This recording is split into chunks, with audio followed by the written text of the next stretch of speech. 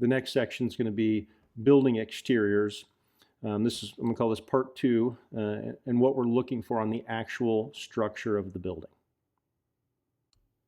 Okay, now we're going to discuss the building exteriors.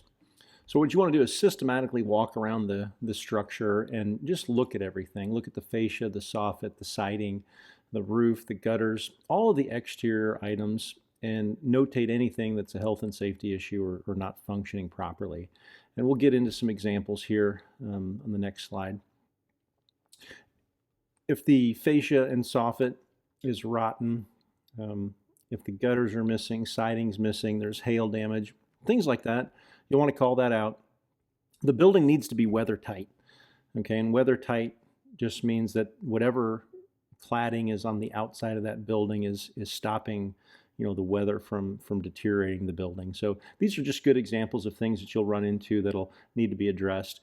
And I'll give you an example on this down here in this picture, the bottom left, that soffit is missing. So you don't have to replace all of the soffit, you just have to fill in that space that is missing. So most FHA minimum property standards allow for repairs and or replacement. So whatever it takes to bring the building up to a minimum property standard and solve the issue, it can be done. So down here, if you look at the siding, you don't have to re-side the whole house. You can just fix those pieces of siding. You can fill in holes. You can fix rotten areas. You don't have to redo the whole entire house. The next example shows you, rotten corners, rotten trim, water damaged things, decks and structures that are failing or deteriorating, pulling away from the home. Anything like that needs to be called out and clearly just needs to be fixed and repaired or replaced. Those are pretty straightforward, common sense items also. Most damages are caused by either termites or water or wind or just neglect or wear and tear. So just pay attention to those things. If it looks broken and it looks like it's not working, then call it out. Same thing with gutters. If they're not draining properly, if they're full of debris, if the doors aren't working properly, things are all bent and beat up. If you look at the roof and it's got less than 3 years of life left, and that's kind of subject to your guess, but if the roof's beat up and it's just old, go ahead and call it out.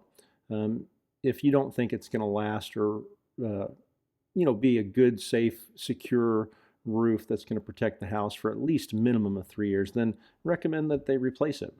Now, if the roof is in decent condition, but there's just areas that are damaged, call out roof replacement. You don't have to replace the whole roof if it's just a section that's damaged. Okay, loose and chipping paint and deteriorating doors, broken windows, mold, handles that don't work. Those are super common in most of these properties that need a little bit of work. A lot of the appraisers will call out loose and chipping paint every single time. They'll test the doors to make sure they're working. If they see a broken window, they're gonna notate that. So it's our job as the consultant to go through and call all these things out as you see them. Now, if it's a conventional loan, it's gonna be a little bit different. You technically don't have to fix everything because the appraiser is gonna value the house in its current condition plus the renovations. So if they don't call out the loose and flaking paint, it doesn't need to be done. But we make it a practice to call it out. We like to get it fixed. We like to have it on the bid because if the appraiser calls it out, then it has to go back on the bid, and it's kind of like a circus where everyone's going back and forth and back and forth. So the best practice here is anything that's not functioning properly, not working properly, or is deteriorating, go ahead and call it out. Let them put it on the bid and get a quote on it. And then if they absolutely don't need to do it and the lender is still okay with loaning the money with the home in that condition, then that's between the lender and the client. There's really nothing you can do. But go ahead and call it out if it's not working. And I kind of use the same minimum property standards, whether it's a conventional loan or an FHA loan. But on a conventional loan, it's really up to the lender and the appraiser if they need it to be fixed in order to give the house the value. So that's a little bit of a difference between an FHA loan and a conventional loan is who's in charge of the minimum property standards list. Other things to look for is masonry deterioration, other cladding on the outside, whether it's vinyl or stucco or steel or aluminum. It definitely just needs to be weather tight. As you can see by some of these examples, there's deteriorating pieces, there's missing pieces, things that are not secured properly. Water's going to get in the building, wind, all kinds of damage is going to occur if those exterior components are not up to code and safe and secure and weather tight. So you definitely want to call those out. So we'll recap a little bit. Think about when you're looking at the exterior of a building, if it's raining, if it's snowing, is this building secure? Is it weather tight? Do the doors open and close properly? Does water drain away? All of those things take into consideration when you're evaluating the property. Just call out anything that you don't think is working properly or is a health and safety issue. Okay, we're going to go through wood exteriors, masonry exteriors, stucco exteriors. There's all different types of exteriors. Once again, just want to make sure they're functioning properly. They're not deteriorating beyond their useful life. Some of the common things we run into is, rotten trim, rotten siding, water damage, thresholds that are loose. All those type of things can certainly deteriorate a building. Anytime water can get into a building, it's going to rot. It's going to ruin it. So go ahead and call all those things out too.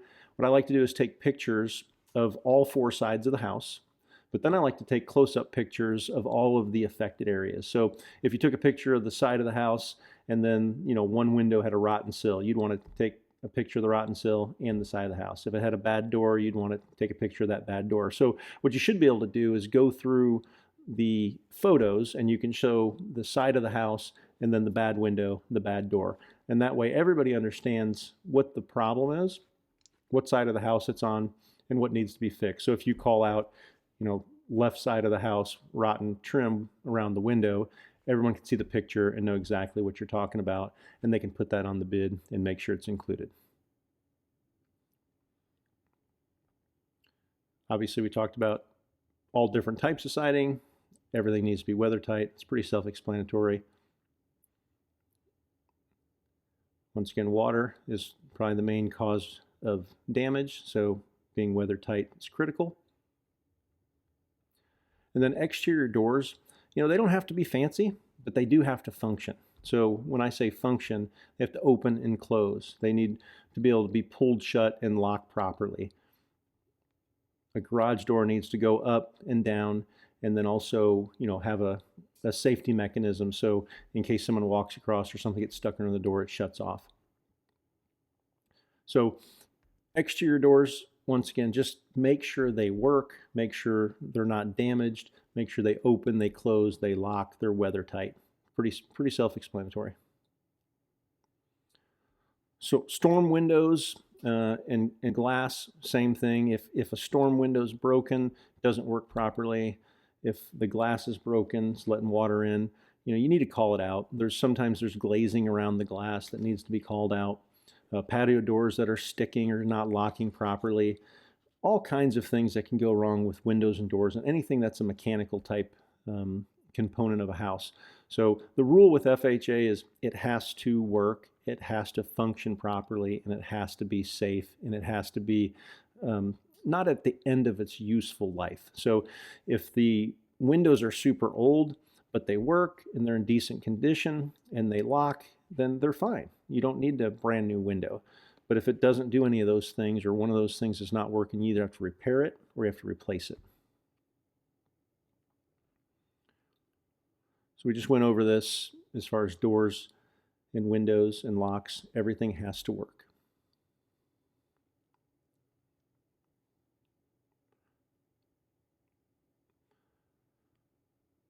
Here's some more common issues with windows. If the cranks don't work, the locks don't work, the glass is broken, the glazing's not right, if the window won't open and shut or stay open, once it's open, if it just falls down, then it doesn't pass a minimum property standard. If the glass is fogged up, technically that still works. It's still safe. It should be called out as possibly something to be replaced, but it doesn't absolutely need to be replaced, because if it still functions and it's safe, then sometimes that'll pass the lender's criteria. We already talked about garage doors. Once again, they need to open, close, lock.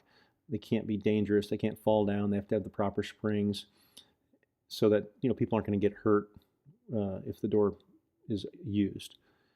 And then you get decks, porches, balconies. We kind of addressed that with the stairs and the handrails. But make sure they're safe. Make sure there's handrails. Make sure there's proper steps. Nothing's rotten. Nothing's going to cause a tripping hazard. People aren't going to fall. They're built properly, supported properly, so it can hold weight. The last thing you want to do is have a bunch of people on a deck and it collapses. You don't want people falling through the deck. You don't want people falling off the deck because of the handrail, or falling down the steps and not having a handrail, or anything else that could cause a health and safety issue. Okay, now we're going to talk about the foundation. So the foundation obviously is a critical piece of the building. It's either block or a basement or piers or brick.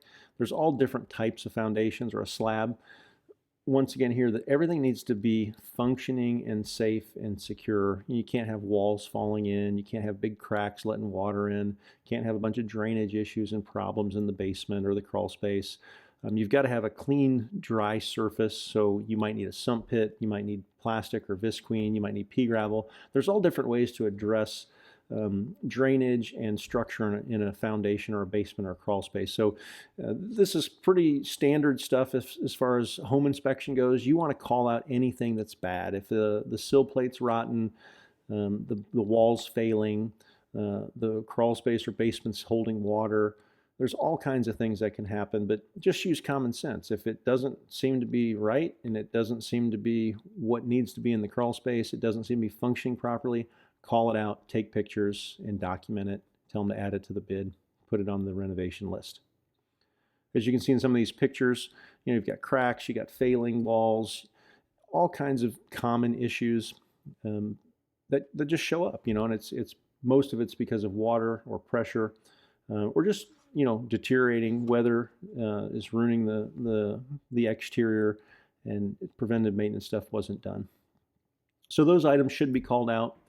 They will be required to be fixed in a minimum property standard if this is an FHA loan, and most of the time an appraiser is going to call this out on a conventional loan too.